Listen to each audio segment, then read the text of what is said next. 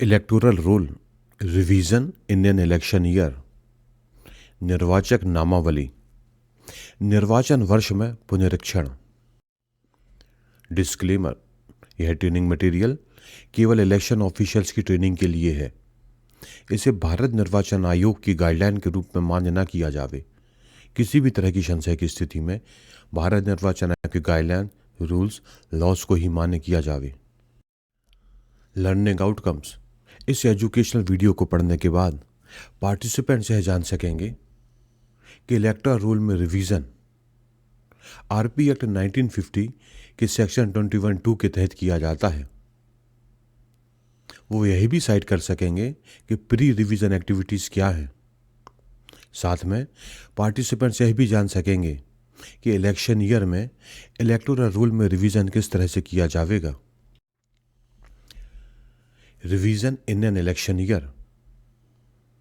RP act 1950 के section 21(2) में प्रावधान है कि किसी असेंबली कंस्टिट्यूएंसी या पार्लियामेंट्री कंस्टिट्यूएंसी के प्रत्येक आम निर्वाचन से पूर्व मतदाता सूची को योग्यता तिथि के संदर्भ में संशोधित किया जाएगा।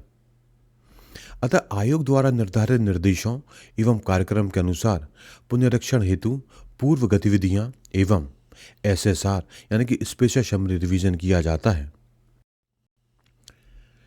प्री रिवीजन एक्टिविटीज होती हैं बीएलओ द्वारा घर का सर्वेक्षण, मतदाता केंद्र यानी कि पोलिंग स्टेशन का युक्तिकरण और पुनर्व्यवस्था, निर्वाचक नामावली में विसंगतियों को दूर करना, डिफरेंट पार्ट्स और सेक्शन का पुनर्निर्माण और प्रपोज पार्ट्स या सेक्शन को अंतिम रूप देना, कंट्रोल टेबल को अपडेट करना।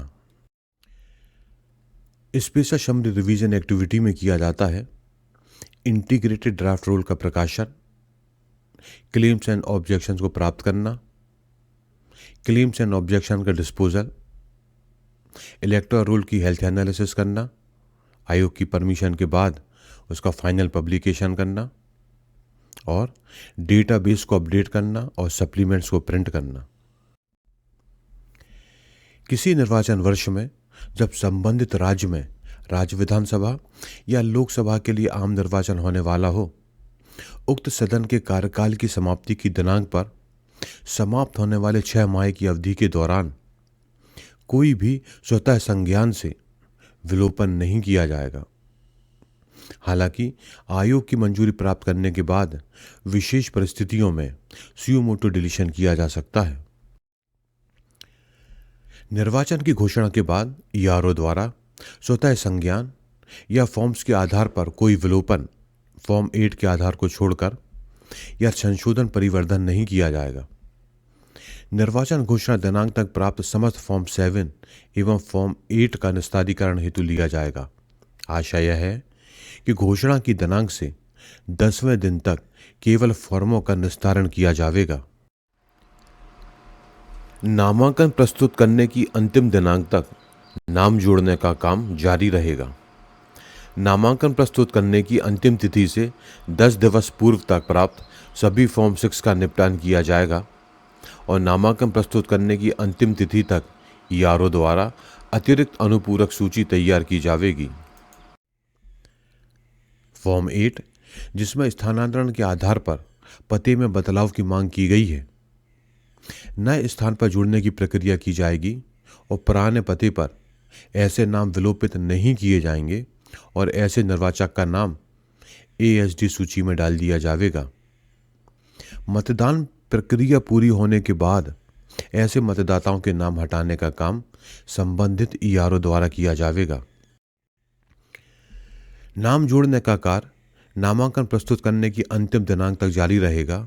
इसलिए अंतिम प्रकाशन की दिनांक से लेकर नामांकन प्रस्तुत करने की अंतिम दिनांक तक की प्रविष्टियों को दर्शाने वाली सप्लीमेंट नामांकन प्रस्तुत करने की अंतिम तिथि के पश्चात मुद्रित की जाएगी। सभी परिवर्धन बेसिक मदर रोल में नीचे की ओर निर्वाचकों के अनुक्रमांकों में परिवर्तन किए बगैर डायटोनिक रूप से नीचे जोड़ दिए जाएंगे। इस पर शीर्षक होगा निरंतर अद्यतन के दौरान परिवर्धन। द्वितीय अनुपूरक में किया गया संशोधन या परिवर्धन उचित क्रमांक पर दर्शाया जाएगा। नामांकन प्रस्तुत करने की अंतिम तिथि पर नामावलियां फ्रीज कर दी जाएंगी। निर्वाचन की घोषणा की दिनांक तक प्राप्त समस्त फॉर्म 7 या 8 का निपटान करने के बाद निर्वाचन की घोषणा के 10वें दिवस के तुरंत पश्चात पूरक सूची को शामिल करने वाली एकीकृत रोल मुद्रित की जाएगी। चूंकि निर्वाचक नामावली में नाम शामिल करने का कार्य नामांकन प्रस्तुत करने की अंतिम तिथि तक जारी रहेगा, द्वितीय अनुपूरक सूची या जैसा भी मामला हो कि एडिशन सूची नामांकन प्रस्तुत करने की अंतिम तिथि समाप्त होने के बाद और अभ्यर्थिता वापस लेने की अंतिम तिथि के 3 दिवस की अवधि के भीतर ही मुद्रित की जाएगी। एकीकृत रोल समस्त पूरक सूचियों सहित मान्यता प्राप्त राजनीतिक दलों के निर्वाचन लड़ने वाले अभ्यर्थियों को अभ्यर्थिता वापस लेने की अंतिम तिथि के 3 दिवस के भीतर प्रदान की जाएगी।